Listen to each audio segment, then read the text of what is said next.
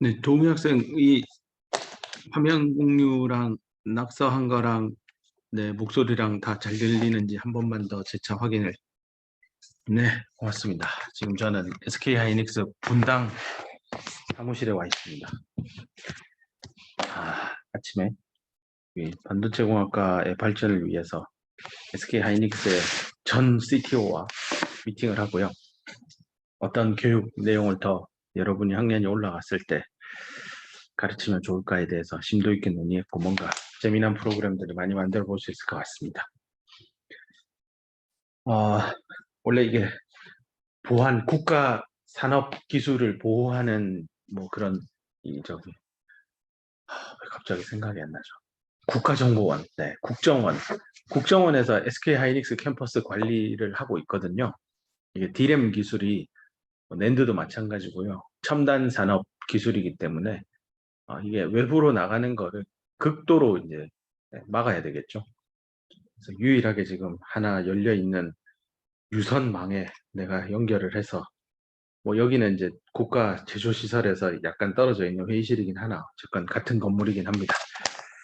네. 보통 여기 이제 IR룸이라고 하는데요. 여기가 어디냐면 그 인베스터 릴레이션이라고 그 투자자들 뭐 기관 투자자 뭐 국민연금 포함해서 또 뭐 해외 뭐 블랙락과 같은 해외 3대 투자 기금들이 있어요. 뭐 그런 분들 중에 이제 하이닉스 쪽을 쳐다보는 매니저 담당자들하고 하이닉스 경영진하고 이렇게 분기별로 한 번씩 실적 보고를 합니다. 그런 행사를 이제 IR 행사라고 하는데요. 보통 우리 회사 같은 경우는 노종원 사장이, 총괄 사장이 직접 나오기도 하고 경우에 따라 광노정 CEO가 직접 IR 행사에 나와서 회사의 미래 비전과 지난 한 분기 동안 무슨 일이 회사에 있었고 영업 실적은 어떻고 앞으로 투자는 어떻게 할 거고 이런 것들을 얘기합니다. 이게 이제 주식 시장에 상장이 됐다라고 표현한 상장 기업들은요. 기업 공개를 해야 됩니다. 뭐 그 기업 공개라는 게 뭐 이번에 몇 명을 신입사원으로 뽑았고 뭐 어느 대학 출신이고 그런 걸 공개하는 게 아니고요. 기업의 활동 결과물에 대해서 투자자들에게 이게 주식회사니까요. 주식을 가지고 있는 주인들, 네, 주주죠. 주주에게 이렇게 회사의 경영 내용을 같이 공유하는 자리입니다.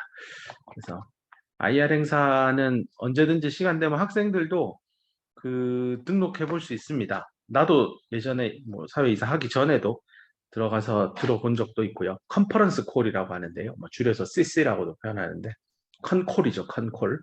컨퍼런스 콜에 뭐 신문 기자들도 많이 접속해서 듣고요. 또 해외 외신 기자들도 많이 들어요. 그래서 당연히 한국어와 영어가 번역되어서 나갑니다. 그래서 회사라는 곳, 특히 주식 회사라는 곳이 이렇게 기관 투자자들에게 홍보를 하는구나입니다. 그래서 보통 회사를 구성하는 구성원, 여러분이 나중에 이제 졸업을 하면 이 회사의 구성원이 되겠죠. 여기에는 이제 뭐 임원도 있고요. 네, 그냥 일반 스태프들도 있고, 뭐 엔지니어도 있고, 뭐 여러 종류의 회사를 구성하는 사람들이고요. 그 다음이 이제 이 투자자입니다. 투자자.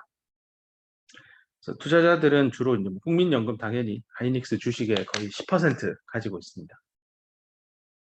그래서 배당을 하면 그 돈이 국민들의 연금으로 다 들어가게 되는 거죠. 그 다음에 여기 하나가 이제 이사회입니다. 그래서 이렇게 세 개의 큰 축이 있고요. 이 이사회는 이제 사내 구성원의 임원 중에 사내 이사가 있고 사외 이사가 있어서 이게 보통은 사외 이사가 사내 이사보다 많습니다. 하이닉스는 6명, 3명으로 구성되어 있어서 뭐 여기 이제 우리 JP 박정호 부회장님, 우리 광노정 선배님, 뭐 이 박정호 부회장님도 우리 선배님이고 그다음에 노종원 사장님 뭐 해서 이렇게 3명이 현재는 있는 체제입니다. 그래서 이사회에서 이 구성원들이 내려 뭐 만들어낸 결과에 대해서 최종 승인을 하고 투자자는 이사회를 뭐 너네 똑바로 해라라고 얘기하기도 하고 또 구성원들하고 직접적으로 소통하기도 하고 또 구성원하고 이사회도 이렇게 소통하고요. 요게 이제 소위 말하는 이해 관계자들입니다.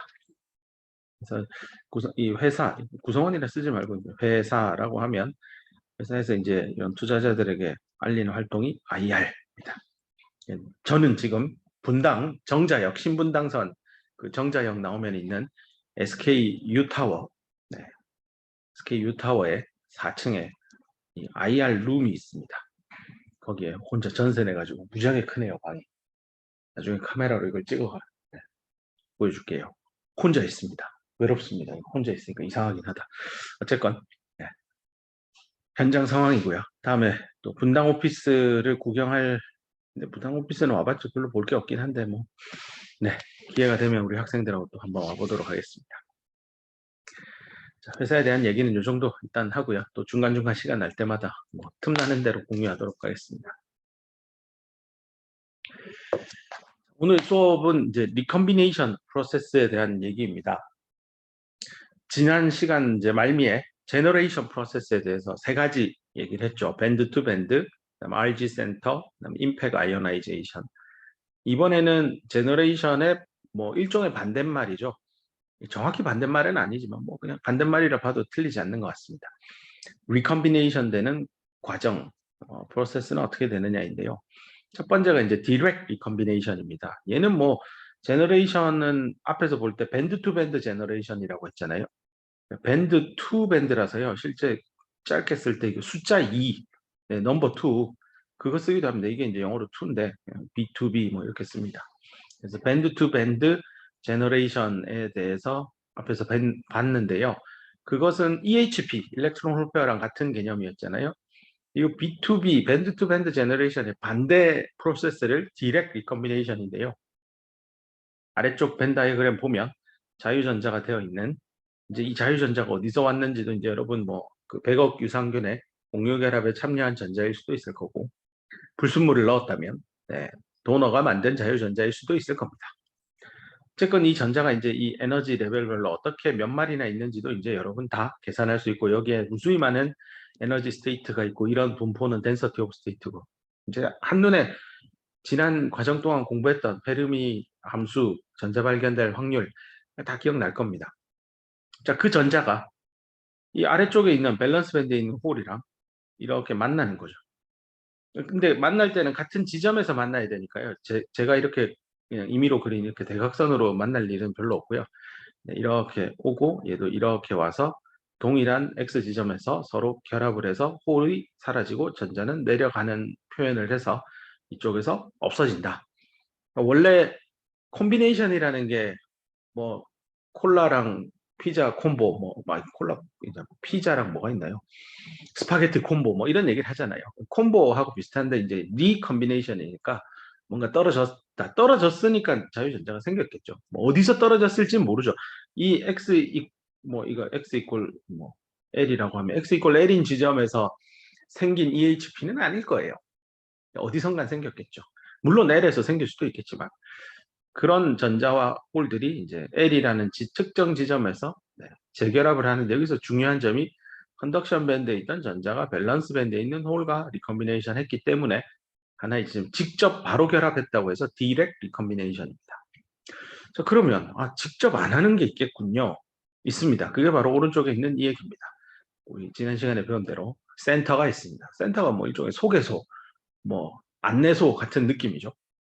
그래서 이 트랩 역할을 하는 이런 곳에 자유전자가 내려오고 홀은 이거 기억하세요. 내려가는 게 홀의 에너지가 증가하는 방향이고 올라가는 게 전자의 에너지가 증가하는 방향이죠. 제가 계속 강조하고 있어요. 네, 이런 부분들을 벤 다이그램 볼 때 자꾸 놓쳐서 재차 강조합니다. 홀이 에너지가 이쪽이 올라가는 거니까 에너지를 잃겠죠. 얘기했잖아요. 서 있으면 앉고 싶고 앉으면 눕고 싶고 누우면 자고 싶고. 네. 에너지를 잃는데 요 사라지는 지점이 아까 좌측은 여기가 꽃표 X가 돼 있었잖아요. 이번에는 그 지점이 여기입니다. 자, 이렇게 RG 센터를 이용해서 전자와 홀이 리컨비네이션 되는 과정은 RG 센터 리컨비네이션 프로세스라고 합니다. 자, 이제 마지막입니다. 마지막 가기 전에 밑에 시뻘건 글자 하나 읽어보고 갑시다. 실리콘 결정 재료 안에서 리컨비네이션 현상은요, primarily, 주로, 거의 대부분 이런 뜻이죠. 이걸 통해서 일어난다고 합니다. RG 센터. 그래서 RG 센터에 의한 리컨비네이션이 디렉 리컨비네이션보다 월등히 많이 일어납니다. 그러면 이런 트랩들 다 없애면 되는 거 아닙니까? 없애면 RG 리컨비네이션은 뭐 죽일 수 있겠죠. 없애게 할 수 있겠죠. 디렉은 못 없앱니다. 이건 뭐 어쩔 수 없이 무조건 일어나는 리컨비네이션이니까요. 얘는 이제 이 트랩의 농도, 이건 이제 트랩 에너지라서 ET라고 썼는데요. 트랩의 이 점선을 조밀하게 하면 농도가 진할 거고 띄엄띄엄이면 트랩 역할을 하는 불순물이 덜 들어간 거죠. 지난 시간에 얘기한 대로 뭐 골드가 대표적인 딥 트랩의 한 예입니다. 뭐 이 외에도 뭐 온갖 금속 물질들이 실리콘 결정 재료에 들어가면 뭐 여기에 트랩을 만드는 물질도 있고 여기도 있고 여기도 있고 여기도 있고 뭐 여기 심지어 도너 억셉터처럼 이렇게 쉘로우 트랩으로 근처에 만들어지는 뭐 금속 물질도 있습니다. 그래서 주기율표상에 있는 모든 금속 물질을 가지고요. 실리콘 결정 재료에 다이아몬드 구조를 가지는 실리콘 결정 재료를 다 넣어봤어요, 사람들이. 해서 다 체계화되어 있습니다. 어떤 물질 하면 트랩이 어디에 컨덕션 밴드에서 몇 일렉트론 볼트만큼 떨어진 데 만든다. 다 나와 있습니다.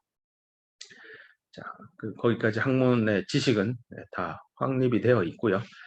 근데 그 실리콘에 유독 그렇게 많은 연구비를 들여서 사람들이 공부한 이유는 이게 반도체 산업이 현재 2021년 기준으로 500조 시장을 넘어섰거든요. 아마 올해 2분기까지는 너무 좋았는데 3분기, 4분기 되면서 아마 언론에서 삼성전자가 매출액 기준 1위 자리를 TSMC에게 내줬다고 막 보도되면서 대한민국 수출은 지금 무역 적자에서 상태에서 지금 뭐 IMF 시절보다 더 오랜 기간 적자를 가고 있다.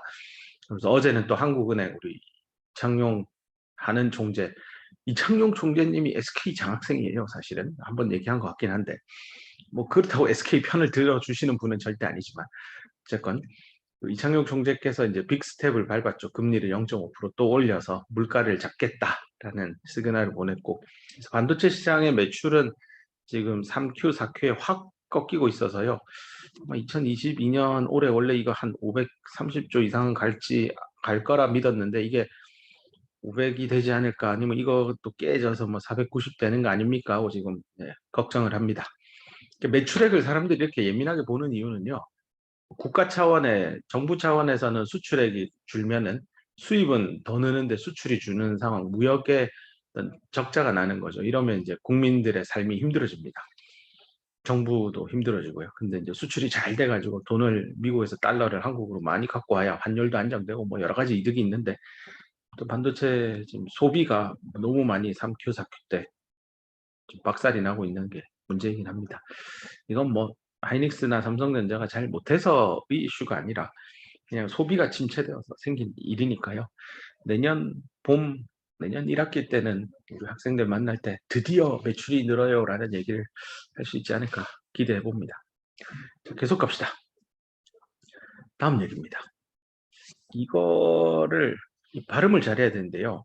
보통 오늘 대면 수업이었으면 내가 몇 명 불러다가 읽어보세요 하고 내가 물어볼 텐데요. 이거 발음해 보세요 하면 보통 이제 주로 나오는 답, 오거, 오저, 뭐 이렇게 표현합니다. 뭐 대부분 이런 이 분류, 이 비슷한 발음들을 얘기를 하던데요, 학생들이. 예, 정답은 아마 여러분 책에도 나옵니다. 이 발음 잘하라고 써줍니다. OJ입니다. OJ. OJ 방식에 의한 재결합이니까요. OJ recombination입니다. 그래서 오거라고 읽지 마세요. 그럼 어디 가서 참 못 배웠구나 하는 소리 들을 수 있으니까요.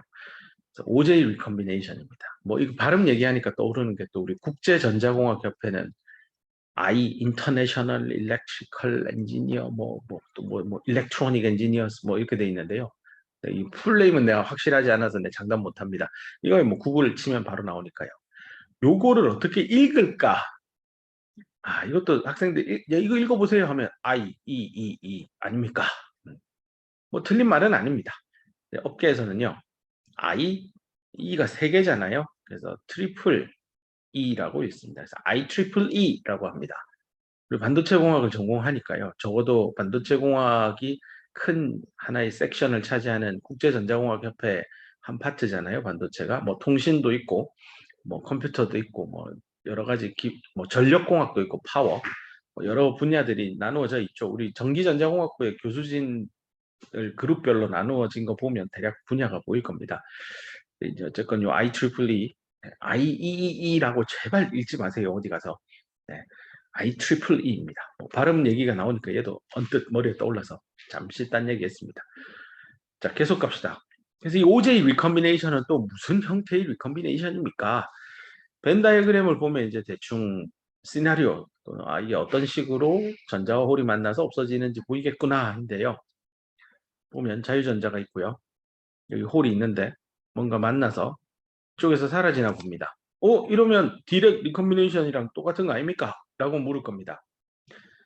이 없어지는 과정만 보면 맞습니다. 문제는 없어진 뒤에 이 자유전자가 낮은 에너지 상태로 내려가잖아요. 올라가는 게 전자에너지니까. 낮은 에너지로 갔을 때 이 에너지가 과연 어디로 가느냐의 이슈입니다. 그래서 아까 디렉 리컴비네이션에서 설명을 다 못했는데요. 이렇게 전자가 내려가면서 에너지가 방출될 텐데 이 에너지는 어떻게 갈까요?인데요. 여기 보세요. 포톤, 빛이라고 돼 있죠. 포논 아니에요. 포논을 우리 앞에서 공부했잖아요. 포논은 바이브레이팅 하는 실리콘 애텀들입니다. 뭐 실리콘 공부하고 있으니까 실리콘 쓸 필요도 없고요. 자, 포논하고 포톤은 다릅니다. 포톤은 이제 한자로 쓰면 광자죠. 빛 덩어리죠. 빛입니다. 라이트. 그래서 디렉트 리컴비네이션이 일어나게 되면 주로 에너지를 빛으로 많이 발산하는데요. 꼭 빛일 필요는 없습니다. 이게 열로도 나갑니다.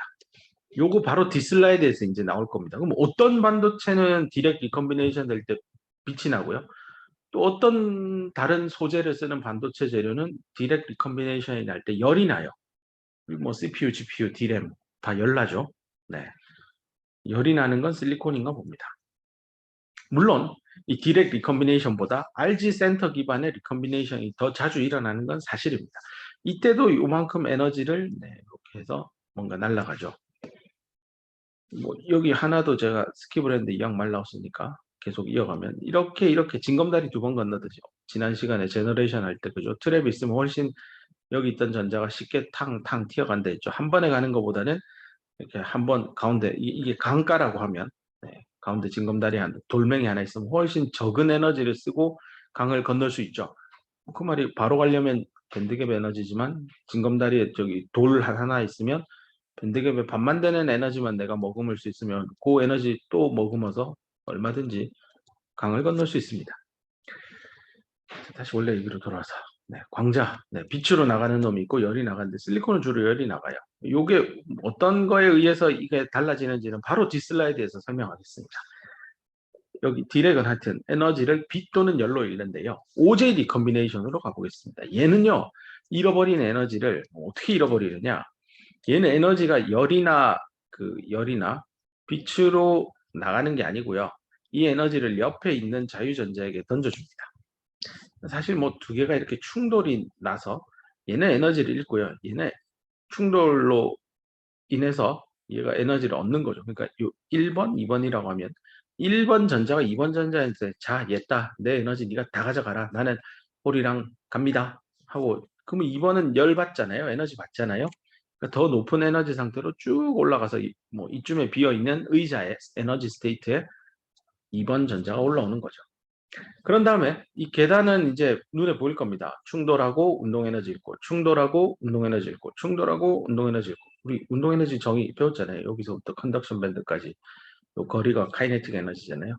이 멈춘다는 건 이렇게 있고. 물론 이렇게 계단처럼 막 한다는 건 충돌이 빈번히 한 번, 두 번, 세 번, 네 번, 다섯 번, 여섯 번 뭐 이런 걸 표현하려는 노력이지만 뭐 럭키하면 이렇게 쭉 가다가 여기서 한 번만에 촥 떨어지기도 하겠죠. 뭐 어떤 식의 운동이 되었건 2번 전자는 1번 전자가 가진 에너지를 빨아들여서 더 높은 에너지 상태로 간 다음에 더 낮은 에너지 상태로 결국 내려옵니다. 이때는 열나겠죠. 그래서 오제 리컴비네이션은 무조건 열납니다. 근데 디렉 리컴비네이션은 그 반도체 재료가 실리콘이냐, 절메니움이냐, 발륨 알세나이드냐, 화합물 반도체, 컴파운드 세미컨덕터 또는 엘로이 세미컨덕터 뭐 그런 엘리멘탈 컴파운드 엘로이 기억날 겁니다. 거의 첫 시간에 했던 얘기.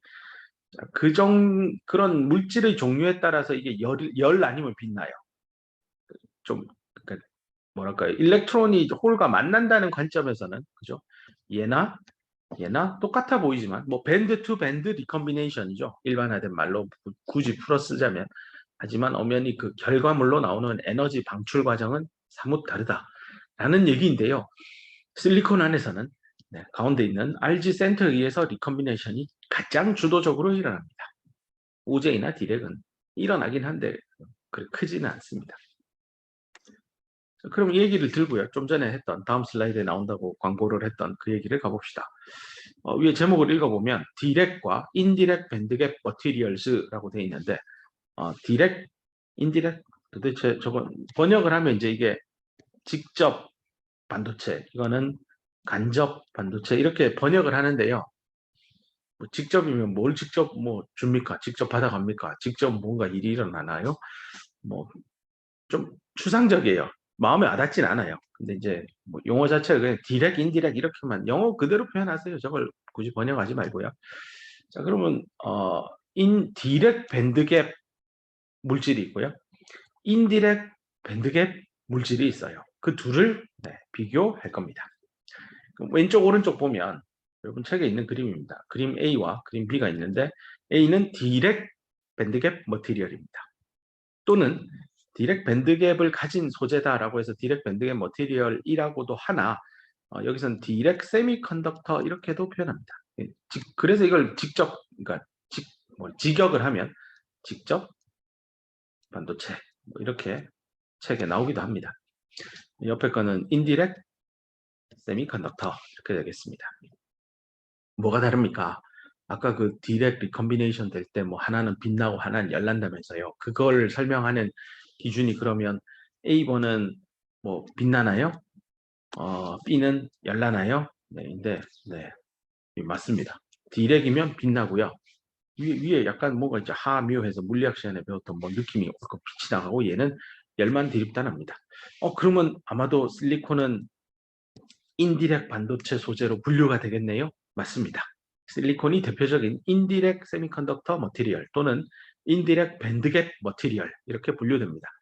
뭐 D램, 낸드, GPU, CPU, AP 만드는 모든 웨이퍼 들어가는 실리콘들 딱 간접 반도체 소재다라고 기억하면 되겠습니다. 자, 그러면 이제 둘을 한번 극적으로 좀 비교를 할 건데요. 이 부재로 달려 있는 게 이거죠. EK 다이어그램. 아니, 에너지 밴드 다이어그램은 여태까지 엄청 많이 공부했는데 에너지 밴드 다이어그램이 아니라 EK, E가 에너지잖아요. K는 뭐지? K가 이제 모멘텀입니다. 운동량. 그래서 에너지와 운동량 사이의 관계를 보여주는 그림입니다. 그러면 아래쪽 그림 보면 여기가 에너지고요. K가 운동량인데요. 운동량은 책에 따라 P라고 쓰기도 하는데요. 우리 책 따로 합시다. 반도체 소자 쪽은 특히 K라 많이 쓰는데요. 여러분 아는 대로 질량과 속도의 곱입니다. 자, 그러면 이건 일반 물리학에서 이미 학습했겠지만 어떤 전자가 가지는 운동 에너지는 당연히 이런 마우스를 나중에 쉬는 시간 때 꺼내 놓겠습니다. 에너지는 2분의 1 mv 제곱이잖아요. 이거를 K에 대한 함수로 쓸 수 있을까? 쓸 수 있죠. K가 뭐예요? 운동량이니까 M과 V의 곱이잖아요. M도 있고 V도 있잖아요. 이 제곱이네. 그럼 이렇게 하면 되죠. 이렇게요. 분자 분모에 M 곱하면 되죠. 그러면 2M분의 MV 전체 제곱. 그러면 MV는 2M분의 K제곱. 됐죠? 요거 써냈잖아요. 에너지를 모멘텀에 대한 함수로 식을 쓰면 정답은 에너지는 2M분의 1 곱하기 K제곱. 왠지 느낌이 Y는 AX제곱이라는 2차 함수 느낌이 올 겁니다. 이 상수는 1 나누기 2M이죠. 물론 이 질량이니까 유효 질량을 써야 될 겁니다. 전자의 유효 질량을 쓰는 게 마땅할 겁니다. 자, 그러면 돌아옵시다. 에너지랑 K의 다이어그램. 이 K 다이어그램인데 이거 백발백중 그래프는 2차 함수 포물선일 거예요. 보세요. 포물선으로 그려놨잖아요. 이렇게 예쁘게. 여기도 예쁘게 그려놨습니다. 이게 이제 우리 수업의 범위를 내가 생각한 것보다 훨씬 뛰어넘어서 설명을 해야 되는데 사실은 우리가 가지고 노는 놀이터가 실리콘 결정 구조잖아요. 이 실리콘 결정 구조 안에서 전자의 에너지와 전자가 가지는 모멘텀 사이의 관계는 지금 제가 설명한 이런 굉장히 베이비 모델 이렇게 쉽게 써서 그냥 Y는 AX 제곱 아닙니까? 뭐 틀린 얘기는 아닙니다. 근데 이게 좀 더 썰을 덮으면 원래는 엄밀히는 이게 이제 6차 함수 형태가 되고 뭐 8차, 12차 풀어야 돼요. 그 얘기는 안 할 겁니다. 정말 듣고 싶은 학생이 있으면 고체 물리학이라고 개설된 물리학과 수업을 교양 삼아 들어보기를 추천합니다. 근데 뭐 우리가 SK 하이닉스가 이 웨이퍼를 직접 만들고 그 내부의 어떤 전자나 홀의 움직임을 아주 깊숙하게 알아야 되느냐? 사실 그거보다는 전기장가에서 어떻게 얘가 움직이고 확산이 어떻고 뒤에 나오는 챕터 3의 얘기가 훨씬 중요하기 때문에요. 그 이상 복잡한 얘기는 안 하겠습니다. 하지만 연구개발 과정에 참여하다 보면 이런 EK 다이어그램을 눈에 볼 것 같습니다. 그래서 미리 그려줍니다. 내가 여기 지금 선을 특별히 이렇게 표시한 이유는요. 이렇게 깊숙하게 움푹 패인 데 있잖아요.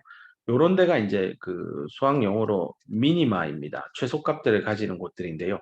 요런 곳에 한번 에너지 값을 가진 전자는요. 요 옆에 있는 미니마로 넘어가기 위해서는 한번 에너지를 높였다가 식혀줘야 됩니다. 그래서 주로 여기에 많이 갇혀 있습니다. 좀 느낌이 오세요? 이 정도의 운동량을 가지면서 컨덕션 밴드에 여기 드글드글하게 모여 있었구나. 우리가 배운 에너지 밴드 다이어그램은요. 그래서 EK 다이어그램이 아니라 EX 다이어그램이라고 얘기합니다. 왜냐하면 에너지와 전자 에너지죠. X 방향에 대한 전자가 어떻게 이동하는지를 잘 보여주는 EX 위주의 표현이거든요. 즉 전자가 가지는 에너지와 전자의 위치가 어디 있느냐를 잘 보여주는 겁니다. 그래서 나중에 뒤따라 배우게 될 뭐 메탈과 반도체를 이렇게 물리적으로 접합을 시켜서 그랬을 때 X 방향에 따라 여기에 있는 전자는 이쪽으로 갈 때 에너지 값이 어떻게 변할까? EX 다이어그램을 그리는 것이 곧 이런 메탈과 반도체 접합의 에너지 밴드 다이어그램을 그리는 겁니다. 그런데 여기에 또 한 차원의 뷰는 에너지와 모멘텀의 관계도 그려볼 수 있을 것이다 라는 겁니다. 지금 우리 그거 공부하고 있는 거고요. 그래서 전자가 가지는 어디 갔습니까? 컨덕션 밴드 안에 있는 전자는 다양한 속도를 가지잖아요. 그 중에 일부 그룹은요 굉장히 낮은 속도를 가질 수 있고 일부 그룹은 굉장히 높은 속도를 가지면 낮 합시다. 그럼 여기는 낮은 놈, 여기는 높은 놈 하면 여기 보세요. 여기에 모여 있는 전자들의 에너지는 이 정도고요. 여기 낮은 속도를 가진 놈은 요거밖에 안 되죠. 에너지 차 나잖아요. 근데 이 둘 사이에 모멘텀의 차이가 확연히 구분되고 이 둘 사이의 전자는 이만큼의 운동량의 차이를 가지고 서로 다른 모멘텀을 가지고 있습니다. 이 다른 모멘텀이지 다른 X, 위치라는 얘기는 아닙니다. 되게 중요한 말 했어요. 다른 모멘텀을 가지는 전자, 즉 다른 운동량을 가지는 전자들이 같은 곳, 같은 X값에 위치할 수 있습니다. 우리가 보는 에너지 밴드 다이어그램은요. 위치에 따라 전자가 얼마나 에너지를 가지냐잖아요. 그래서 같은 X 위치인데 어떤 놈은 속도가 높고 어떤 놈은 느리죠. 그걸 우리는 카이네틱 에너지라고 했고 컨덕션 밴드에서 얼마나 전자가 위에 가 있느냐로 에너지 값은 표현했지만 그건 에너지잖아요. 운동량은요. 안 나와요. EX 다이어그램, 에너지 밴드 다이어그램에는 표현할 길이 없습니다. 그래서 EK 다이어그램을 또 하나의 도구로 들고 와서 보는 겁니다. 마치 뼈 부러져서 정형외과 가면 엑스레이를 먼저 찍죠. 엑스레이라는 도구를 통해서 우리의 몸을 들여다보죠. 뼈 부러졌네요. 그러면 끝. 근데 뼈 멀쩡한데요? 근데 아프다고요? 신경이 잘렸나? 인대가 늘어졌나? 근데 엑스레이에 잘 안 보여요. 그래서 특별한 경우에는 MRI라고 하는 도구를 써서 근육 보고 신경 보고 뭐 여기 근육이 약간 송산됐네요 하고 표현하잖아요. 그 의사는 동일한 물체를 보는 거죠. 우리 반도체 공학도들은 동일한 실리콘을 보고 있지만 EX 다이어그램이냐 EK 다이어그램이냐 보는 관점을 달리해서 같은 전자지만 이놈의 운동량이 얼마고 운동 에너지가 얼마고 이렇게 다르게 볼 수 있다는 뜻입니다. 되게 심도 있는 얘기를 해서 더럽게 재미없을 겁니다. 이 얘기를 본인이 스스로 한번 썰을 풀고 공부가 되려면요. 아마 반도체 공학과 커리큘럼 상에는 고체 물리학이라는 수업은 없습니다. 그 얘기까지 다 썰을 풀자면 아마 한 2학기에 걸쳐서 정확하게 책을 한 권을 떼야 되는데요. 뭐 여러 가지 무크 강의들도 있고요. 유튜브에 고체 물리학 치면요. 해외 대학의 석학들이 녹화를 해서 올려둔 것들도 있습니다. 정말로 나는 그 동일한 규칙을 가지고 일정한 패턴으로 배열된 다이아몬드 구조죠. 실리콘 원자 내 자유전자가 어떤 운동량을 가지고 얼마의 에너지 변화를 경험하면서 이놈들이 자유롭게 떠다닐까? 라는 이런 빅 퀘스천에 대해서 정말 어떤 도구도 만들어내고 수학식도 개발하고 내용을 설명하고 싶으면 고체 물리학이라는 학문에 한번 빠져 들어보길 바랍니다. 뭐 이거는 정규 학기 과정보다는요. 네, 그냥 방학 때 한번 여유가 있을 때 꼭 한번 책을 열어보길 바랍니다. 뭐 어떤 책이 좋은지 추천해달라고 하면 내 연구실에 찾아오세요. 책도 직접 보여주고 뭐 설명도 곁들여 주겠습니다. 나도 학부 시절에는 배운 적 없고요. 대학원 가서 그런 수업 듣고 정말 시쳇말로 피똥 쌀 뻔하긴 했는데 더럽게 어렵습니다. 근데 배우고 나면 전자의 움직임이나 트랜지스터 안에 전류가 어떻게 생성되는지 그 근원에 조금 더 한 발짝 더 다가가긴 합니다. 뭐 어려운 얘기 그만하고 이 장표 빨리 끝내고 잠깐 쉽시다. 밥 먹고 나서 졸릴 텐데. 그래서 디렉 세미컨덕터, 인디렉 세미컨덕터 둘로 나누어지고요. 이 둘의 차이가 뭐냐? 여기 이미 쓰여져 있습니다. 모멘텀에는 이 어가 없잖아요. 그럼 거의 없는 거죠. 리얼 체인지니까 거의 안 변하는 아주 작은 변화가 있는 거예요. 그게 리컨비네이션 하는데 필요하대요. 즉 운동량의 변화는 동반하지 않는다라는 뜻입니다. 여기 보면 컨덕션 밴드에 이렇게 앉아있는 전자가요. 밸런스 밴드 이쪽으로 에너지를 잃고 내려올 때 모멘텀 값은 보면 같은 X축이죠. 그러면서 빗나가는 거예요. 하, 뮤. 뭐 당연히 컨덕션 밴드에서 밸런스 밴드로 내려오니까 밴드갭만큼에 해당하는 주파수를 보이면서 파장을 보이는 빛이 나오겠죠. 뭐 에너지는 그 있잖아요. 1.26의 람다분의 1인가? 뭐 이렇게 해서 식이 있습니다. 그래서 뭐 파장하고 에너지의 상관관계가 어떻게 되는지 다 물리 학문에 나오니까요. 고등학교 책에도 나오는 식이에요. 그래서 그걸 이용해서 밴드갭 112면 어떤 색깔에 어떤 뭐 파장대가 나오는지 다 나옵니다. 그래서 운동량의 변화 없이 이렇게 전자의 에너지 변화만 초래하는 거. 요런 현상이 주가 되는 리컨비네이션이 일어나는 소재를 디렉 세미컨덕터 소재다라고 하고요. 불행히도 실리콘은 빛이 나지 않잖아요. D램에 불 나는 거 맞나요? 뭐 진짜 불은 나겠죠. 열 받으면. 화재 말고 진짜 그 라이트가 나지는 않습니다. 그래서 여기 말한 대로 운동량은 보존됩니다. 포톤의 방출을 통해서 그러니까 에너지 변화만 델타 E만 있고요. 델타 K는 없다라는 얘기입니다. 자, 그럼 오른쪽으로 가보면 당연히 그 반대겠죠. 디렉 반대말, 인디렉이니까 이거의 반대말이 있을 겁니다. 읽어보면 모멘텀의 큰 변화입니다. 아까 앞에서는 little change였는데 여기는 large change입니다. 그래서 위에 EK 다이어그램을 가보면 여기 있던 전자가요. 여기까지 보면 Y축 방향만 놓고 보면 밴드갭만큼 내려왔는데요. X축 방향이 K죠. X 아니에요. 위치 나타내는 X 아닙니다. 운동량도 이만큼 변했구나. 결국 델타 E와 델타 K가 다 0이 아닌 상황입니다. 됐죠? 아까 여기서는 델타 K가 0이었고요. 이번에는 델타 K가 0이 아닌 상황입니다. 에너지야 뭐 당연히 변화하는 과정에서 리컴비네이션이 일어나니까 델타 E는 당연히 양쪽 다 0이 아닐 거고요. 그래서 모멘텀은 어떻게 운동량 보존의 법칙에 따라 어떻게 운동량이 보존이 되느냐. 이쪽으로 이렇게 가는 거는 그 저기 포톤 아니 포논 이미션이고요. 이쪽으로 내려가는 게 이제 포톤 이미션 이렇게 표현을 하는데요. 여기에 해당하는 라이트가 나옵니까? 보통 인디렉 세미컨덕터는 빛이 방출이 안 되고요. 다 열입니다. 요게 아니고 열로 다 나옵니다. 자, 그래서 이것도 열, 이것도 열. 네. 다 열만 풀풀풀 나고 실리콘이 대표적인 인디렉 세미컨덕터 머티리얼입니다. 그래서 디렉과 인디렉 이제 정리할게요. 디렉과 인디렉을 구분하는 건 전자가 자유전자입니다. 자유전자가 에너지를 잃는 리컴비네이션 프로세스에서 모멘텀의 변화를 동반하면 인디렉, 동반 안 하면 디렉 이렇게 구분하면 되고요. EK 다이어그램에서 네, 여기에 컨덕션 밴드에 여기 전자가 모여 있는 이 밸리하고요. 홀이 드글드글 모여 있는 이 밸리하고요. 같은 K 값의 위치 얼라인이 되어 있으면 디렉, 이 미스 얼라인 됐죠. 여기 네, 피크 지점이 홀이 모인 곳, 전자가 모인 곳. 네, 이런 경우는 인디렉 이렇게 이해하면 되겠습니다. 자, 여기까지 해서 일단 기본적인 얘기했고 이제 약간 얘기가 좀 다른 걸로 셀 텐데요. 평형을 깰 거거든요. 드디어 이제 전압을 가하기 시작할 겁니다. 자, 이럴 때 전자의 농도, 홀의 농도 바뀌겠죠? 평형 상태일 때 대비 뭐가 바뀔 겁니다.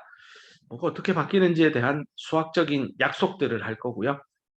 이제 이걸 들고 드디어 정규 회로 시간에 뭐 이렇게 이제 공부하고 회로나 뭐 이런 것들 이해할 때 전류가 어떻게 흐르고 전압을 인가하면 뭐가 되고 고등학교 때 배웠던 키르호프의 전압 법칙, 전류 법칙 이런 것들 등등 그 근원이 되는 일들로 갈 겁니다.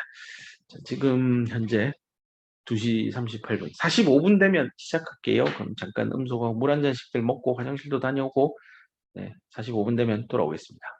질문이 있으면 언제든지 채팅창에 남겨주세요. 네, 좀 이따 봅시다.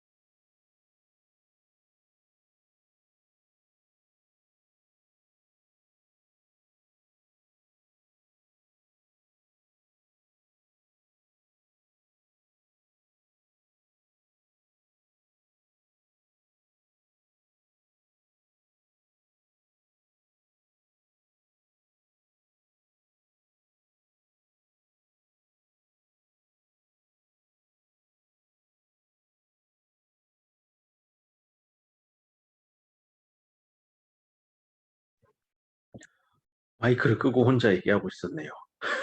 네, 네, 예. 저기 이석희 학생이 좋은 질문을 줬습니다. 네, 기록되고 있죠. 네, 다시 얘기해야지. 잘 들리죠? 혹시 문제가 있나? 잘 들리죠? 문제 없죠? 채팅창에 아무나 확인해 주세요. 실컷 얘기 떠들다가 뭔가 불안해서 봤더니 역시나. 네. 네, 질문한 내용 맞습니다. 네. 포톤 이미션하고 포논 이미션이 동반된다라는 표현이 네, 물리학적으로 맞는 얘기고요. 그 실리콘에서는 제가 그냥 퉁쳐서 열이죠, 열 이렇게 표현하는 이유는요. 디램이나 낸드 제품 깠을 때 그럼 진짜 빛이 납니까? 빛 안 나거든요. 그 빛은 가시광 얘기하는 겁니다.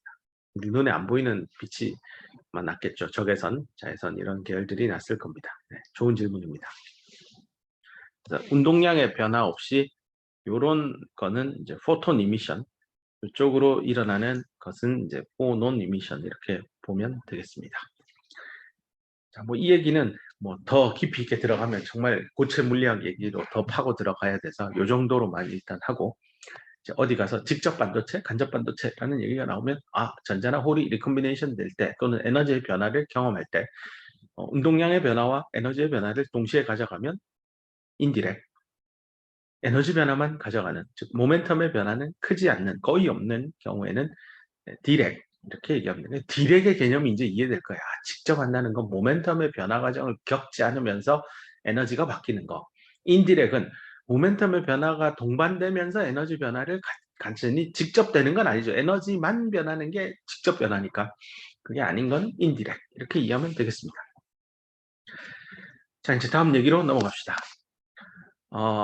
제목을 보면 이게 다른 좀 텍스트북에 해당하는 명저에 해당하는 소자책들을 보면 액세스 캐리어에 대해서 한 챕터를 두고 서술하는 저자들도 있습니다.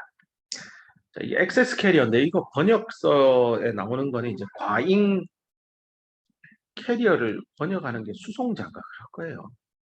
근데 말이 되게 어색하잖아요. 그냥 액세스 캐리어입니다. 뭐 굳이 번역을 해서 바꾸려고 하지 말고요. 자, 그럼 액세스라는 거 영어 단어의 의미는 뭔가가 넘쳐나서 그죠? 원래 요만큼 A 뭐 100만큼 있어야 되는데 그게 뭐 120이 되고 그럴 때 한 20 정도가 과도하게 더 들어왔다. 과잉이다. 이렇게 표현하죠. 자, 그럼 이 액세스 캐리어의 농도 컨센트레이션에 대해서 지금 이제 정의를 내릴 건데요.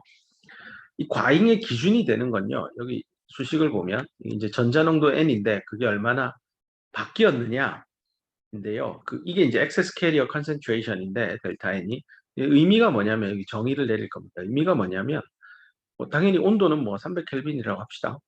주어진 온도에 대해서 전자의 농도인데 언제 전자의 농도냐? 우리가 지금 이 슬라이드 기준으로 앞에서 배웠던 오늘 날짜 기준으로 9월 1일 개강해서 배웠던 거는 전부 다 얘입니다. 여기서 그럼 뒤에 숫자 나 붙인 얘는 뭡니까? 평형 상태예요.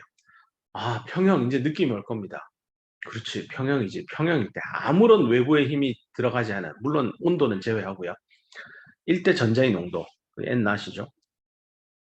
그러면 아무것도 없을 때, 아무런 외부의 힘도 없을 때의 그 홀의 농도는 P나. 둘을 곱하면 일정한 상수 나온다는 게 매스 섹션 로입니다. 그래서 처음 공부할 때는 제가 여러분의 이해를 돕기 위해서 전자의 농도 N, 홀의 농도 P, MP는 NI 제곱, 이거 외웁시다. 라고 했는데요. 이제는 평형일 때랑 이퀄리브리움이 아닐 때랑 명확히 구분해야 되기 때문에 평형일 때는 여기 첨자로 낫을 표현할 겁니다. 그래서 지금 여기 n에서 n 낫을 뺀다라는 개념은 평형일 때 전자농도 대비 안 평형일 때 여기 아무것도 안 쓴 거니까 평형이 깨진 거예요. 안 평형일 때 전자의 농도가 얼마인지 그 둘의 차이를 우리는 델타 n이라 쓸 거고 이를 액세스 캐리어 컨센트레이션이라고 할 겁니다. 똑같은 논리로 뭐 홀도 그렇게 하면 되겠죠. 자, 이때 한 가지 조건은 만족할 겁니다. 뭔가 외부에서 전압을 가한다고 해서 그 물질의 총 저기 뭐 전자나 홀의 농도가 막 뭐 국지적으로는 바뀔 수 있겠지만 갑자기 중성인 물질이 플러스 전하를 띠는 물질이 되려면 뭐 어딘가에 밖으로 전자를 뺏겨야 되겠죠. 근데 그런 일이 일어나지 않는 한은 회로가 망가지면 뭐 전류가 밖으로 확 새 나가면 그 회로 시스템에 있는 전자가 없어졌으니 플러스 전하를, 그러니까 정전기를 띠고 있을 수는 있겠지만, 우리가 쓰는 칩 자체는 뭐 전자의 움직임을 이용해서 그 칩 안에서 뱅글뱅글 전자를 돌리죠. 그때 돌리는 근원이 되는 에너지는 전기 꼽아서 하는 거잖아요. 그렇기 때문에 내부에서는 엑세스 캐리어 농도가 뭐 생기면 둘은 거의 뭐 동시다발적으로 같은 양만큼 뭐 변할 겁니다. 그래서 이런 조건도 만족은 될 겁니다. 자, 이제 이 굉장히 중요한 개념입니다. 반도체, 특히 디바이스, 소자에 대한 깊은 이해를 함에 있어서 로레벨 인젝션, 이거 너무 중요합니다. 어떤 서적에서는 줄여서 LLI라고 표현하기도 합니다. 로레벨 인젝션이 있으면 반대말은 하이레벨 인젝션이겠네요 라는 눈치는 다들 있을 테니, 네, 하이레벨 인젝션은 나중에 저 한참 뒤에 가서 배울 예정입니다. 로레벨 인젝션이 뭡니까? 라고 하면 일단 낮은 수준으로 뭘 잡아 넣는 거죠. 주입하는 거죠. 인젝트 한다는 게. 도대체 뭘 잡아 넣을 건데요? 넣는데 뭐가 낮은 수준인데요? 요것만 깨우치면 이 장표에서 배워야 할 건 다 배운 겁니다. 자, 읽어봅시다. 종종 평형 상태로부터 흐트러지는 거죠. 그러니까 평형이 깨졌다는 얘기를 굉장히 멋있게 표현한 겁니다. 양자역학 서적의 disturbance, 저보다 더 어려운 영어 단어로 perturbation, 뭐 이렇게도 표현합니다. 뭐 그냥 disturbance, 그냥 뭐 흐트러졌다 이런 겁니다. 평형이 깨진 거죠. 근데 평형 상태로부터 뭐 변화된 정도가 작다. 그러니까 변하긴 했는데 그리 크진 않다. 대충 로레벨이라는 단어하고 뭔가 느낌이 오죠. 아, 저기서 말하는 로레벨은 뭔가 평형에서부터 큰 변화는 아닌 정도로 뭔가 보다. 이거 형용사잖아요. 꾸미는 단어가 인젝션이에요. 그럼 뭘 잡아넣는 겁니까? 그 뒤에 이제 나옵니다. 뒤에 나올 건데 일단 스몰 얘기 끝냅시다. 서치댓, 콤마 찍고 서치댓이면 앞에 일어난 일 때문에, 그래서 뭐가 일어났는데 다수 캐리어 농도가요. 낫이에요. 낫. 영향 안 받는데요. 아주 크게. 그러니까 다수 캐리어 농도는 안 변한다. 다수, 소수 캐리어 이 얘기하려면 결국은 N형 반도체, P형 반도체 놓고 얘기해야 돼요. 그래서 일단 N형 반도체 얘기부터 합시다. 뭐 N타입 실리콘이 있는데요. 뭔가 외부에서 전압을 가하든, 그죠? 여기에 배터리를 껴서 뭐 이렇게 배터리를 껴서 전류를 흘려서도 만들 수도 있고요. 또는 뭐 빛을 주입해서 일렉트론 홀 페어를 만들 수도 있고요. 원래 얘가 가지고 있는 도너, 주입된 도너에 의해서 평형 상태일 때 전자의 농도 정해질 거고, 평형 상태일 때 홀의 농도는 N분의 Ni 제곱으로 결정될 겁니다. 근데 이게 빛이 들어오거나 외부에 전기장을 가하거나 전압을 가했을 때 전자의 농도하고 홀의 농도가 반드시 이게 같지는 않겠죠. 뭔가 디스터번스, 변화가 있다라는 뜻입니다. 이때 앞에서 배운 대로 델타 N 빼기 N낫, 델타 P는 P 빼기 P낫입니다. 여기 이제 써여져 있죠. 델타 N, 델타 P는 같은 양만큼 변했다 합시다. 뭐 가장 직관적으로 아직 전압 해가지고 전류 흘리는 건 많이 공부를 안 해서요. 빛을 주입해서 EHP가 생겼다고 생각해 보세요. 그럼 변화량이 똑같다고 합시다. 대신에 아니 아까 스몰이라면서요. 스몰. 평형일 때 대비 별로 안 변했다고요? 그러면서 그 결과, 서치댓 그 결과는 다수 캐리어는 농도가 큰 변화가 없대요. 다수 변, 오케이. 그럼 이거죠, 이거. 다수 캐리어, N형 반도체인 경우에는 전자가 머저리티 캐리어고, 이게 평형일 때나 안 평형일 때나, 이게 평형, 이거 안 평형 똑같다는 거예요. 뭐 근데 이제 거의 비슷하다고 해서 물결 표시를 하긴 했으나 거의 똑같습니다. 자, 그러면 또 똑같은 게 이거죠. 전자나 홀, 뭐 EHP가 생겼다고 하면 전자가 뭐 10개 생기면 홀도 10개 생기니까 변화량도 뭐 그 정도 될 거예요.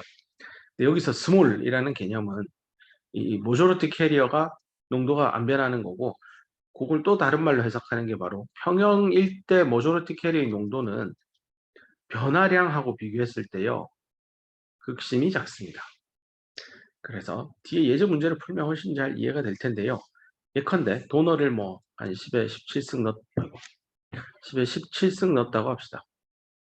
그럼 뭐 이게 10에 17승일 거고요. 17승. 그러면 얘는 10에 3승쯤 되겠죠? 근데 EHP가 한 10에 14승계 생겼다고 합시다. 그러면 얘가 10에 14승이잖아요. 그죠? 그럼 N은 뭐예요? 뭐 빼기 10에 17승 했는데 10에 14승. 이거 그냥 1000이고 이게 1이라고 생각해 보세요. 그러면 1001이잖아요. 1001이나 1000이나 N이나 N-낫이나 뭐 그놈이 그놈이죠. 그래서 N형 반도체 전자의 농도는 평형일 때나 평형 아닐 때나 같다고 얘기해도 돼요. 1001이나 1000이나 똑같죠. 자, 근데 이쪽을 보세요. 이것도 EHP가 14승 생기죠. 얘는 마이너리티 케이러니까 13승이죠. 그 얘는 얼마일까요? 하면 뭐에서 10에 3승 빼가지고 14승이 튀어나오려면 얘는 10에 14승은 돼야 되겠죠. 물론 뭐 아주 작은 숫자지만 이거는 100조죠. 얘는 1000이고요. 네, 내가 은행 계좌에 100조 있는데 1000원을 빼면 내 은행 계좌는 뭐 거의 100조죠. 그래서 델타 P가 P랑 같게 될 겁니다. 근데 이 델타 P랑 델타 N은 똑같이 뭐 빛을 주입해서 EHP가 생겼으면 14승, 14승 같은 양만큼 변화가 있습니다. 대충 느낌 오죠? 아, N형 반도체에 빛을 주입해서 EHP를 한 14승 정도 생기는 디스털번스를 준 거예요. 평형일 때 뭔가 변했어요. 전자나 홀의 농도에 디스털번스, 퍼터베이션을 줬더니 다수 캐리어인 전자의 농도 N은 안 바뀌었어요. 나오죠. Majority carrier concentration is not affected significantly라고 얘기했습니다. 하지만 중요한 말입니다. 홀의 농도는 평형일 때랑 비교하면 같지도 않을 뿐더러 심지어 평형일 때랑 안 평형일 때 이 값을 비교해 보면 예를 내가 하나 들었지만 100조랑 1000의 게임입니다. 어마무시한 변화를 경험했습니다. 정리하겠습니다. 로레벨 인젝션 이거 뭡니까? 뭐 외부에서 빛이 되었건 뭐 뭔 짓을 했건 전자나 홀의 농도가 바뀌었어요. 근데 로레벨이래요. 누구 관점에서요? 다수 캐리어 관점에서는 아주 낮은 수준으로 외부의 자극이 와서 디스털번스가 생긴 걸 우리는 이름하여 로레벨이라고 할 겁니다. 아, 그럼 아까 뭐 한참 뒤에 배운다고 하는 하이레벨은 뭔가 다수 캐리어 농도도 외부 변화 때문에 확확 바뀌는 건가 봐요? 맞습니다. 그 나중에 배울 겁니다. 지금은 로레벨만 일단 이해를 합시다. 이 단어 로레벨, 반도체 물리학에서 얘기하는 로레벨의 의미를 내가 지금 굉장히 장황하게 설명을 했으나 결과는 다수 캐리어 농도는 변하지 않고 소수 캐리어 농도만 무지막지하게 변한다. 제가 예를 들어 드린 대로 1000에서 1000원이 100조가 되는 그 정도의 변화다라고 기억하면 되겠습니다. 인젝션은 뭡니까? 저 얘기를 해야 되는데요. 왜 하필이면 다른 단어 다 두고 인젝션입니까? 나중에 P형 반도체하고 N형 반도체 붙여가지고요. 뭐 이렇게 붙여서 뭔가 다이오드라고 하는 걸 만들 겁니다. 아마 심볼로는 이렇게 표시할 건데요. 이 양단에 이제 전압 주고 전류 흘릴 겁니다. P형 반도체 홀 많잖아요. 붙이면 아마 확산에 의해서 이쪽으로 주입될 겁니다. 거기다가 여기다가 양의 전압을 파지티브 전압을 플러스 전압을 가면 이거 홀이니까 밀려가서요. 홀이 또 더 들어갈 겁니다. 요 상황입니다. 요 상황. N형 반도체에 홀이 과장창 들어오죠. 들어오니까 주입하는 거죠. 이게 사람 몸이고 주사기로 뾰족하게 해서 약 넣는 거, 몸에 넣는 거랑 똑같은 상황이에요. 인젝션 하는 거예요. 그래서 이런 나중에 PN 접합이나 아니면 또 뒤에 잇따라 배울 메탈과 반도체 접합에서 메탈에 있는 전자가 반도체로 주입되는 것도 마찬가지고요. 결국은 반도체 재료라는 거를 써서 반도체 디바이스를 만들 거고 그게 트랜지스터, 다이오드, 리지스터, 인덕터, 캐패시터가 될 건데요. 거기에 뭔가 외부의 변화, 전압 가하는 거죠. 평형 상태일 때 뭔가 전자의 농도, 홀의 농도가 있는데 변화를 가해서 전압을 가해서 전자 농도, 홀 농도 바뀔 거고요. 그때 로레벨로 바뀐다. 다수 캐리어 농도는 크게 훼손되지 않는다. 이러면 로레벨이고요. 이때 뭔가 외부에서 들어온다. 외부라는 게 내가 N형 반도체면 옆에 있는 P형 반도체가 외부겠죠. 그 P형 반도체에서 홀을 N형 반도체인 나 자신에게 쏴주면 나는 인젝션 당하는 거죠. 로레벨 인젝션이라는 개념을 그렇게 이해하면 되겠습니다. 똑같은 얘기를 P형 반도체 뭐 재차할 필요는 없겠죠. 뭐 똑같은 얘기입니다. 왜냐면 P-타입 머티리얼은 모조리티 캐리어가 홀이니까 모조리티 캐리어 농도는 큰 변화 없고 소수 캐리어의 농도는 여기 전자의 농도는 아마 저기 N-낫하고 비교했을 때 전자의 농도가 월등히 크게 바뀌어 있을 겁니다. 그래서 여기 나오죠. 요 문장에 계속 이어지는 문장입니다. such that 다음에 majority carrier는 not significantly affected인데 however minority carrier significantly affected라는 얘기입니다. 여기는 네. 이미 다 설명한 겁니다. 그래서 이 정도 수준의 변화는 로우 레벨이고요. 모조로트 캐리어까지 이게 낫이 사라지는 거죠. significantly affected 되면 그건 하이 레벨 인젝션이 될 겁니다. 자, 그러면 이제 저 개념을 들고 excess carrier concentration 델타는 이거 공부했고요. 이제 여기다가 그 로우 레벨 인젝션에 대한 개념도 배웠는데요. 이걸 이용해서 한번 이제 내부 지금 리컴비네이션 제너레이션 파트 공부하고 있잖아요. 챕터 3.3. 여기서 이제 뭐 어떤 하나의 주어진 N형 실리콘 샘플이 하나 있다라고 할 때 이제 아직 전압을 인가하는 거는 아직 설명이 덜 됐고 더 공부를 좀 뒤에서 더 해야 돼서요. 주로 이 책에서는 빛을 이용해서 뭐 전자나 홀의 농도를 디스터번스, 퍼터베이션 시키는 예제 문제들이 많습니다. 어쨌건 시간 t = 0인 그 타이밍에 빛을 템포럴리입니다. 네, 퍼머넌틀리가 아니라 템포럴리 일시적으로 잠깐 뭐 레이저 샷 쏘듯이 찰칵하고 줍니다. 그 줬을 때 당연히 빛 때문에 에너지 받았고 EHP 생깁니다. 그러니까 기존의 평형 상태일 때 전자 홀 농도보다 뭔가 바뀌어 있을 겁니다. 자, 그 바뀌어 있는 액세스 캐리어 델타 N, 델타 P가 생겼다는 거고요. 그게 introduced 됐다고 합시다. 자, 질문입니다. 시간이 지나감에 따라 홀의 농도는 어떻게 바뀌나요? 라는 연습 문제입니다. 예제 문제인데요. 홀 농도는 뭐 상식적으로 생각하면 되고 결국은 홀 농도 P가 있으면 평형 상태일 때 홀의 농도 P 낫을 향해 달려가겠죠. 어차피 안 평형에서 평형을 향해 가는 게 자연의 이치니까요. 뭐 T가 무한대로 가면 P는 P 낫이랑 같겠네요. 맞아요. 그 과정을 묻는 거예요. 어떻게? how? 그걸 묻는데요. N형 반도체에서 홀 농도? N형 반도체는 전자가 득실득실한데 그 안에 홀? 마이너리티 캐리어네? 홀이 어떻게 없어지냐고요? 리컴비네이션 돼서 없어지겠죠. 오늘 배운 거죠. 자, 그거를 이제 수학적으로 한번 얼마나 잘 없어지느냐인데 이 리컴비네이션 프로세스는 주로 실리콘 소재는 RG 센터라고 했죠. 그 RG 센터를 다른 말로 덧 트랩이라고 했습니다. 그래서 트랩을 통해서 전자나 홀들은 하여튼 뭔가 리컴비네이션 될 텐데요. 지금 여기는 N형 반도체니까요. 소수 캐리어, 홀이 리컴비네이션을 당하겠죠. 주로 전자는 득실득실하니까 홀이 주인공이에요. 그렇잖아요. 이게 비유가 적절한지 모르겠는데, 남학생이 굉장히 많은데 여학생 혼자 있을 때랑, 여학생이 굉장히 많은데 남학생 혼자 있을 때, 누가 주목을 받을까요? 그죠? 소수 캐리어가 주목을 받잖아요. 똑같아요. RG 센터가 득실득실하게 놓여 있는 실리콘 재료 안에서요. 소수 캐리어, N형이니까요. N형 반도체에서 소수 캐리어인 홀이 재결합을 전자랑 하게 될 텐데, 그 레이트를 고려해 봅시다 라는 겁니다. 레이트는 1초에 몇 번 일어나느냐 이런 개념이잖아요. 그래서 보세요. 시간에 따라서 홀의 농도가 얼마나 라운드 바뀌느냐입니다. 이게 dp, dt라고 쓰지 않고 라운드 p, 라운드 t라고 쓴 거는 이 홀의 농도는 시간에 대한 함수가 아니에요. x, y, g 위치에 대한 함수이기도 하고 뭐 도너나 억셉터의 함수일 수도 있고요. 모르기 때문에 몇 개의 변수에 의해서 홀 농도가 결정될지 모르기 때문에 dp, dt라고 쓰지 않고요. 라운드 p, 라운드 t라고 씁니다. 이게 이제 그 다변수 함수에서 이 여러 개의 변수에 의해서 함수값 p가 튀어나올 때 t에 대해서 이 함수 f의 변화를 보고 싶을 때는 라운드 p, 라운드 t로 씁니다. 그러면 시간에 따라서 홀 농도가 변하는데 그 원인을 명확하게 표현하기 위해서 작대기 하나 크고 리컴비네이션 때문이에요 라고 쓴 겁니다. 그럼 앞에서 공부한 대로 리컴비네이션은 주로 RG 센터를 통해 일어나니까 RG 센터가 맞냐 작냐에 의해서 리컴비네이션이 어떻게 변하는지 결판 날 겁니다. 그래서 라운드 P, 라운드 T, R은요 분명히 트랩의 농도에 의해서 결정은 될 겁니다.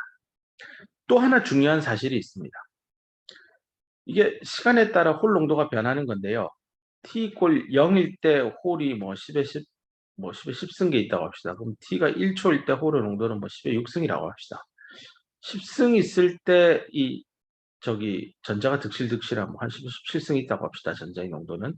이렇게 바라보는 느낌하고요. 1초 지나서 100만 개, 6승계의 홀이 이 17승계의 전자를 바라보는 느낌하고 사뭇 다를 겁니다.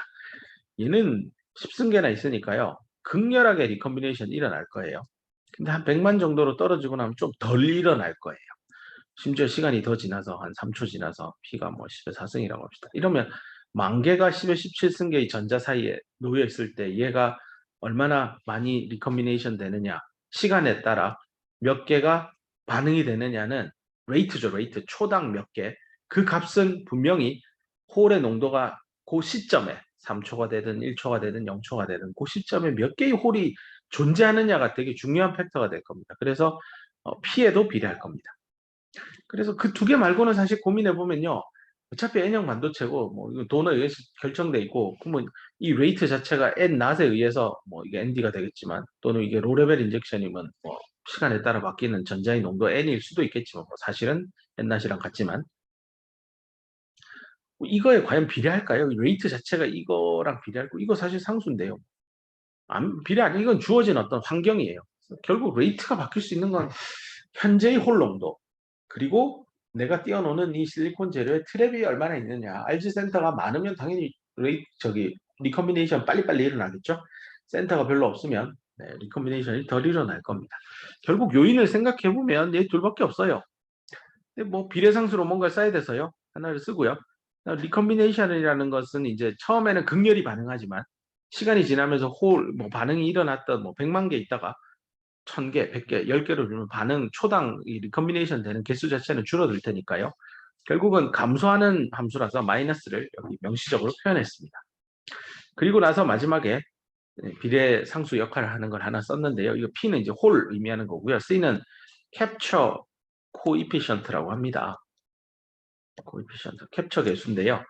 캡처라는 느낌이 이제 그 순간을 딱 잡는 거잖아요. 그래서 일렉트론 홀 페어가 리컴비네이션 되는 하고 관련된 비례 상수값이다 해서 캡처 코이피션트 이렇게 씁니다. 이제 하나 다 완성했습니다. N형 반도체에서 홀이 빛이라는 외부 자극 때문에 홀과 전자 농도의 로레벨 수준으로, 즉 소수 캐리어는 어마무시하게 변하고 다수 캐리어는 거의 안 변하는 수준으로 뭔가 일이 생겼어요. 그래서 엑세스 캐리어가 만들어졌는데 질문은 자, 빛은 t 이퀄 0초 때 잠시 들어왔고 1초, 2초, 3초, 4초, 5초 지나갈 때 홀 농도, 소수 캐리어 농도는 어떻게 감소할까요? 라는 질문에 대해서 첫 번째 스텝으로 그래 뭐 감소하겠지. 라운드 P, 라운드 T 계산하면 되는데 감소를 하는데 주도적인 파라미터 매개 변수는 뭘까?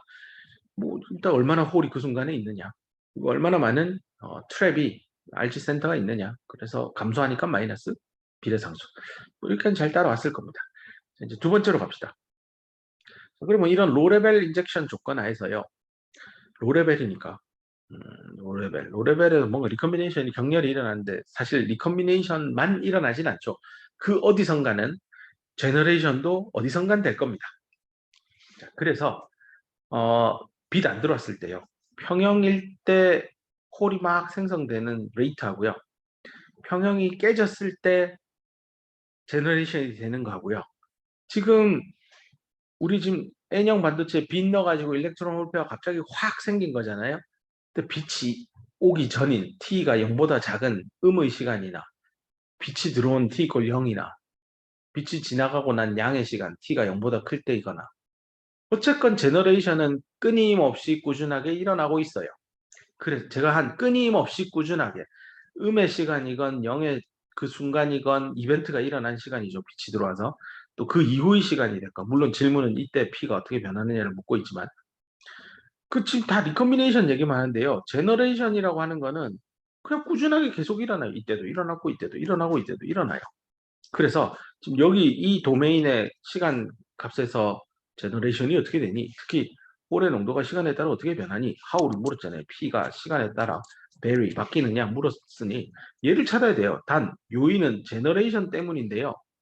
사실 뭐 제너레이션 때문에 뭔 일이 일어날까는 빛이 들어오고 안 들어오고가 무관하게 그냥 계속 일어나고 있던 이벤트라서요. 이렇게 쓸 수 있을 겁니다. 이렇게 쓰고 나면요. 이 오른쪽으로 가는 건 더 쉽습니다. 평형일 때니까 빛 들어오기 전 음의 시간이라고 생각합시다. 이벤트 일어나기 전 뭔가 홀의 농도가 시간에 따라 바뀔 건데 리컴비네이션 때문에 생긴 거랑 제너레이션 때문에 생긴 거면 당연히 0이겠죠. 얘는 초당 10개 생긴다고 하고 얘는 초당 10개 죽는 거예요. 그래야 쌤쌤이 되어서 안 변하죠. 그죠? 이벤트가 일어나기 전에는 고요한 평형 상태를 유지했을 테니까요. 그래서 여기 이퀄리브리엄 이렇게 쓰면 요 식은 맞을 거고요. 이 식에 기반해서 그러면 제너레이션 되는 얘에 대해서 식 정리하면 얘 뒤로 제끼면 되니까 요거에 마이너스 붙여서 나오는 거 확인할 수 있습니다. 요렇게 하고 나면요. 낙서한 거 잠깐 지울게요. 아니 얘랑 이제 한번 눈 뜨고 비교해 보세요. 마이너스야 뭐 그냥 붙이기 나름이니까 됐고 얘는 R이고 얘는 평형일 때 R이네요. 뭐 평형일 때도 리컴비네이션은 뭐 계속 일어나고 있겠죠. 제너레이션도 평형일 때 일어나듯이. 그러면 이 평형일 때 리컴비네이션은 뭐에 의해서 결정될 것인가? 평형일 때 홀 농도에 의해 결정되겠죠. 아까는 평형 아닐 때니까 안 평형일 때 홀 농도고요. 그럼 똑같이 트랩은요. 이게 평형이다. 평형이 아니다. 일단 N타입 실리콘 재료가 있으면 만들어진 거잖아요. 이건 정해져 있을 거예요. 그다음에 비례상수 넣고요. 됐죠? 근데 아까 요 식 모양에서는 감소하는 거니까 리컴비네이션 R이라는 개념은 주는 거니까 마이너스를 써야 되잖아요. 근데 이 앞에 여기 마이너스가 있네? 여기 마이너스 붙이면 마이너스 붙어서 없어지니까 얘만 긁어오되 P 대신 P나 평형이니까 그것만 바꿔 쓰면 되겠구나. 1번 스텝에서 얻었던 지식을 2번 스텝에서 활용만 했습니다. 자, 이제 2번 스텝에서 했던 어마무시한 일을 보세요. 이 이벤트가 일어난 다음에 홀은 주로 죽겠죠. 리컴비네이션 되겠죠. 빛 때문에 갑자기 반짝하고 많이 생겼으니 그 소수 캐리어인 홀은 N형 반도체 안에 있는 전자, 다수 캐리어인 전자랑 만나서 주로 리컴비네이션 될 거예요. 근데 그 와중에 제너레이션은 어떻게든 일어난다고요. 그래서 그거는 원래 있던 리컴비네이션이랑 달라질 게 없고 그걸 식을 보면 평형을 맞춰야 되니 리컴비네이션 평형일 때랑 같을 거고 1번에 있던 식을 가지고 오면 이렇게 되겠네. 그래서 여기서부터 여기까지 연결이 될 겁니다. 자, 1번, 2번 스텝을 다 했으니 마지막입니다. 문제에서 물어본 거죠. 야, 그래서 시간 빛 딱 쏘고 0초 이상 될 때 홀 농도가 N형 반도체 안에서 어떻게 변했는데? 라고 하면 리컴비네이션에 의해서 변하는 것도 있고 제너레이션에 의해서 변하는 것도 있겠죠. 그 둘을 한꺼번에 써서 이게 RG라 쓰고 표현한 건데요. 요거는 앞에 2번 스텝에서 1번 스텝 갖고 왔고 얘는 2번 스텝에서 갖고 온 것이 그대로 그냥 대입하면 돼요. 대입을 하고 한번 예쁘게 정리를 하면 아래쪽에 있는 이 식이 나옵니다. 가만히 보면 똑같은 비례상수는 묶어내면 얘인데요. 얘가 아까 앞에서 말한 델타 P예요. Excess Carrier Concentration. N형 반도체가 있는데 빛을 쏘아서 뭔가 이벤트를 만들었어요. 평형을 깼어요. 그때 이 안에 있는 소수 캐리어의 농도가 시간에 따라 리컴비네이션 제너레이션이 막 일어날 텐데 얘는 뭐에 의존하느냐? 네, Excess Carrier Concentration에 의존합니다. 오늘 배운 그 브레이크 타임 이후에 배웠던 개념 Excess Carrier Concentration에 의존합니다. 그리고 나머지 여기 있는 마이너스 어쩌고 저쩌고 이 식을요. 이게 이제 감소를 하니까 마이너스는 살리고요. 요 CPNT를요. 타우 P로 뒤집어서 표현할 겁니다. 이게 단위를 이제 생각해 봐야 되는데요. 이 타우 P고 이거 P잖아요. 농도 something이에요. 모르겠어요. 근데 좌변 보면 되죠. 이거 농도 그 시간이에요. 그럼 100%이 물음표는 시간 개념이에요. 그럼 뭘까요? 리컴비네이션 제너레이션에 의해서 홀 농도가 시간에 따라 바뀌잖아요. 농도가 주는데 시간이 이게 길면 길수록 그죠? 이게 커지면 이 전체 값이 작아지니까 마이너스가 작아지니까 변화율도 작다는 거죠. 그럼 오래 존버하는 거죠. 존버 요즘 말로. 그러니까 오래 버텨요. 누가요? N형 반도체에 있는 홀이요. 소수 캐리어가 안 죽고 다른 말로 리컴비네이션 당하지 않고 버티는 거예요. 존버 시간이에요. 존버 시간. 이거를 어려운 말로 살아있는 시간이니까 라이프 타임이라고 표현합니다. 됐죠? 그래서 이 타우 P는 홀이라서 P 쓴 거고요. 라이프 타임이고 이 라이프 타임은 누구에 의해 결판난다고요? 트랩의 양. RG 센터를 얼마나 가지고 있느냐에 따라 물론 반비례 관계죠. RG 센터가 득실득실하다. 뭐 어디 공원에 놀러 갔더니 테마파크 놀이동산 갔더니 뭐 센터, 인포메이션 센터가 많다. 이러면 줄 안 서도 되잖아요. 그냥 들어가서 바로 할 수 있잖아요. 얘도 마찬가지. 트랩이 많으면요. 그냥 바로 죽어요. 라이프타임 0, 0초에 가깝겠죠. 근데 트랩이 별로 없다. 그러면 존버를 오래 할 수 있는 얘기입니다. 자, 그래서 뭐 시간이 어떻게 될까? 벌써 15분이 지났네요. 뭐 오늘 했던 얘기는 하여튼 이제 평형에서 안 평형으로 변하는 그 과정에 대해서 정말 상세하게 내가 설명하려고 노력을 했고요. 어쩌면 좀 너무 뻔하디 뻔한 얘기를 지루하게 한 게 아닙니까 하는 학생도 있을 법도 한데요. 쭉 풀어서 설명을 했습니다. 이제 다음 시간에는 여기 결국은 안평형에서 평형으로 릴렉스 되죠. 다시 돌아갈 겁니다. 그 과정을 수학적으로 쓰고 오늘 배웠던 이 존버 타임, 네, 라이프 타임 여기도 잠깐 한 번 더 언급하고 이건 내가 이미 풀어줬어요. 네, 근데 한 번 더 풀어볼 거고요. 이 마지막은 좀 어드밴스드 대학원 레벨이라 일단 넘어갈 거고 그러면 끝납니다. 다음 시간에 요 못다한 얘기 잠깐 하고 이제 리컴비네이션 제너레이션 끝낼 겁니다. 자, 그럼 여기까지 하고 질문이 하나 올랐는데 시험 범위는 어디까지입니까? 인데요. 아마 챕터 3까지 다 하지 않을까 생각을 하고 있습니다. 잠깐만 이 렉처 노트를 좀 보면 확산 방정식 풀고 과제를 풀미 레벨 여기 그 MS 컨택 직전까지 나오는 얘기 요거 못할 것 같긴 한데 시간상 네 어쨌건 막 그 우리 다다음 주 화요일 시험 볼 건데 목요일까지 진도 나간 것 같고 시험 볼게요 하면 나도 학부 시절에 별로 유쾌하진 않았거든요. 그래서 오늘 목요일이니까 다음 주 화요일까지 진도 나가는 게 아마 시험 범위가 될 것 같은데요. 대충 남아 있는 얘기들을 뒤에를 살펴보니까요. 아마 이 소수 캐리어의 확산이 어떻게 되는지를 설명하는 이 편미분 방정식이 있습니다. 요 정도까지 여기 있는 2차 미분 방정식 되게 어려워 보이지만 그냥 요 델타 NP를 Y라고 Y를 X에 두 번 미분했는데 Y를 여기 X가 아닌 또 다른 변수에 미분한 거랑 뭔가 관계가 있네. 그래서 Y라는 함수 값이 X와 T 두 개의 변수에 의해서 결정되는 함수인 거죠. 다변수 함수를 한 번 미분하지 않고 두 번 미분하는데 x의 미분, t의 미분 이렇게 된 건데요. 어쨌건 이 얘기 정도까지 하면 충분하지 않을까 네, 생각은 하고 있는데 화요일까지 나간 데까지 하고 적정히 끊도록 합시다. 자, 오늘 수업 듣느라 고생했고요. 다음 주 화요일은 강의실에서 설마 코로나가 나를 괴롭히진 않을 겁니다. 이미. 네, 하여튼 곧 만나도록 합시다. 오늘 강의 듣느라 수고했습니다. 질문 있으면 언제든지 이메일 보내도 되고 또 내 오피스 찾아도 되고 수업 시간에 많이 물어보세요. 자, 이상입니다. 고생했습니다. 이 강의는 녹화된 거 끊어서 유튜브에 또 올려놓을게요. 필요한 학생들 참고하세요. 네, 이상입니다.